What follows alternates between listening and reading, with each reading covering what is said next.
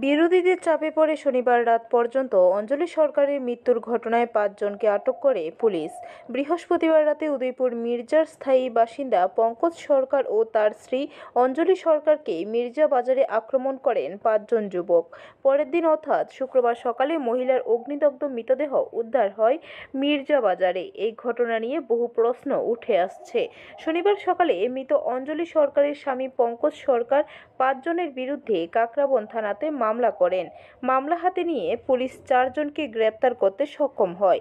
এদের মধ্যে কাকরাবন বিধানসভার বিধায়ক জিতেন্দ্র মজুমদারের ভাতিজা অনুপম মজুমদার, মান্না সহ কিঙ্কর দাস, দীপ্তনু দাস, আকাশ দাস গ্রেপ্তার করা হয়েছে। পরবর্তী সময়ে শনিবার রাতে পলাতক লিটন দাসকে আটক করল পুলিশ। অঞ্জলি সরকারের স্বামী যে ৫ জনের নামে মামলা করেছিল সেই ৫ জনকে আটক করেছে কাকরাবন থানার পুলিশ।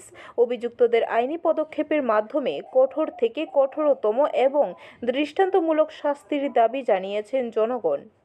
তার হাজব্যান্ড, অঞ্জলি সরকারের হাজব্যান্ড, উনি একটা আজকে বিকেলে আসবে কমপ্লেন দিয়েছে, কারো ৫ জনের নাম দিয়েছে না। যে আসামিগুলো ওই 18 তারিখ রাত্রেবেলা যে সাধারণ সকাল তারা মারছে, তার বিরুদ্ধে একটা অভিযোগ দিয়েছে। অভিযোগ বলে আমরা একটা অভিযোগ পাওয়ার পরে সঙ্গে সঙ্গে আমরা একটা রেজিস্ট্রেশন করি, যার কেস নম্বর হলো আমাদের 44/2025।